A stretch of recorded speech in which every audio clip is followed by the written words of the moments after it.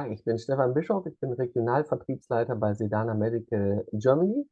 Sedana Medical entwickelt und produziert pharmazeutische und medizintechnische Produkte für die inhalative Sedierung auf der Intensivstation.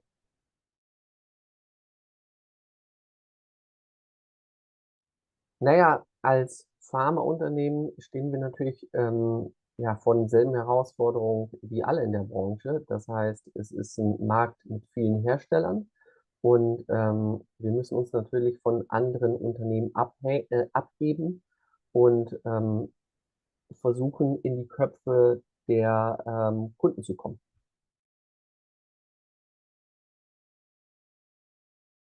Naja, Orthodoxien brechen hat uns natürlich geholfen, in die Köpfe der Kunden zu kommen. Also ich kann ja sagen, also was haben wir gemacht? Also letzten Endes haben wir versucht, uns von der Masse abzuheben, indem wir zum Beispiel besondere Farben gewählt haben, um unsere Firma zu präsentieren.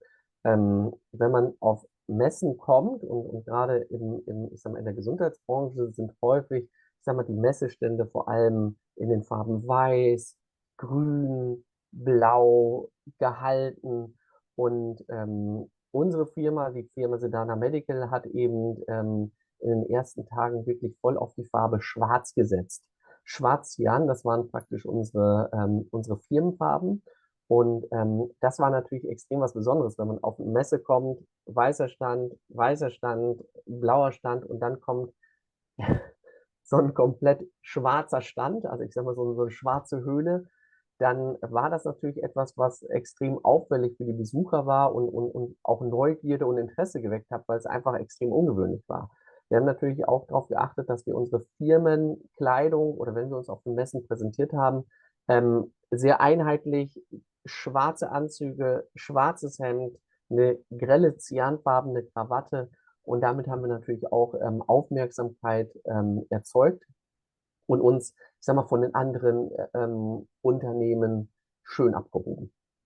Ja, genau. Und außerdem hatten wir eben auch natürlich einen besonderen Produktnamen mit Anaconda, wie die Schlange, dass auch der Produktname Anaconda war was Besonderes und hat sofort Neugierde geweckt, was ist das? Und ja, also von daher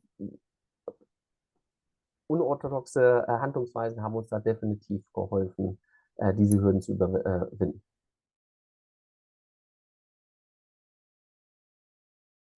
Ja, gut, also wie gesagt, ich kann da natürlich nichts revolutionär Neues empfehlen und ich möchte da auch jetzt nicht irgendwie als der Mann mit den besonderen Ratschlägen rüberkommen, überhaupt nicht. Ich denke, da muss natürlich auch jeder seinen eigenen Weg finden.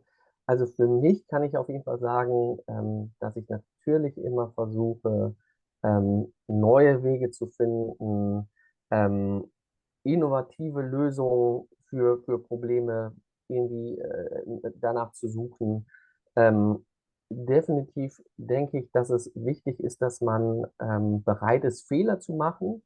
Immer schaut, okay, wie kann ich aus gemachten Fehlern lernen, einfach mit dem Ziel, dann auch aus diesen Learnings sich zu verbessern. Also immer seine Arbeit zu reflektieren, immer zu gucken, wo kann ich es optimieren. Ähm, ja, und natürlich ganz wichtig, würde ich sagen, authentisch bleiben.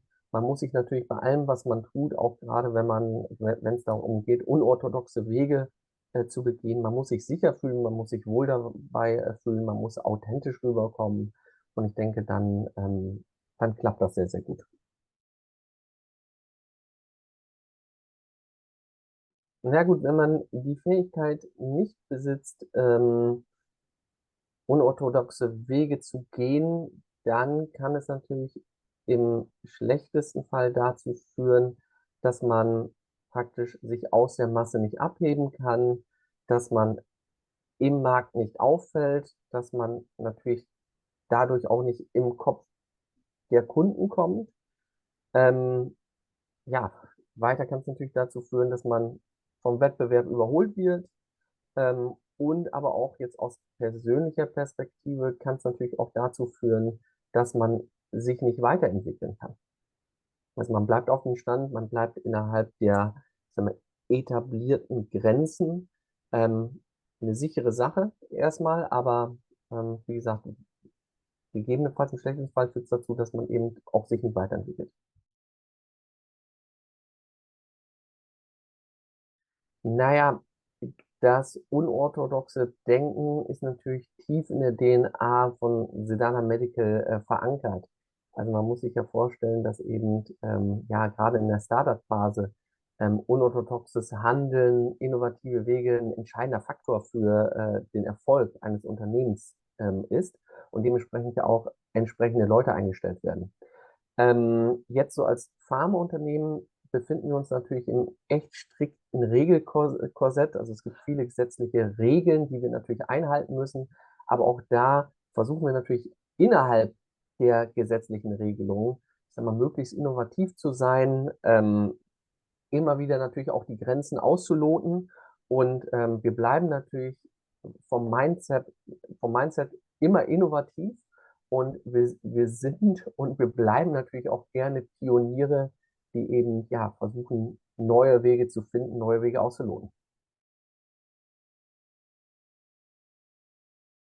Das, was wir in unserem Unternehmen definitiv haben, ist eine sehr, sehr positive Fehlerkultur. Fehler sind Oder es ist völlig klar, dass auf dem Weg von A nach B Fehler gemacht werden, Planung hin oder her, aber eine positive Fehlerkultur und dass man Fehler machen darf und dass wir alle die Bereitschaft und eben auch die Fähigkeit haben, aus Fehlern dann zu lernen und zu gucken: „Okay, was ist schiefgelaufen? Wo ist es schiefgelaufen? Was können wir für das nächste Mal daraus lernen oder was ist vielleicht jetzt auch das Positive daran, dass wir jetzt einen Fehler gemacht haben?“ ja, also aus Fehlern lernen, Fehler machen zu dürfen, große Fähigkeit. Und manchmal ist es natürlich auch gut, wenn man 'n Charakter ist, der nicht immer alles zu analytisch plant, versucht, in Einzelheiten vorherzusehen.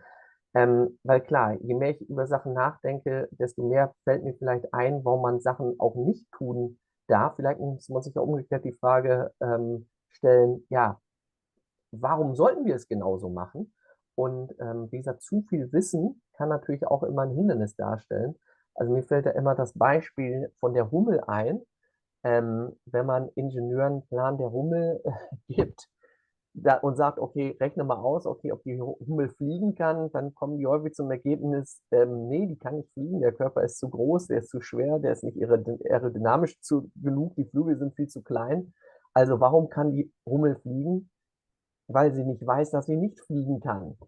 Also, manchmal muss man ganz einfach auch Sachen versuchen oder Beispiel Kinder. Ja, Kinder, machen Sachen auch einfach, ähm, weil sie nicht wissen, dass Sachen nicht funktionieren. Und ja, wie gesagt, vielleicht muss man auch das innere Kind in sich so 'n bisschen bewahren, so als Ratschlag, wenn man überhaupt 'n Ratschlag in diese auf diese Ebene geben kann.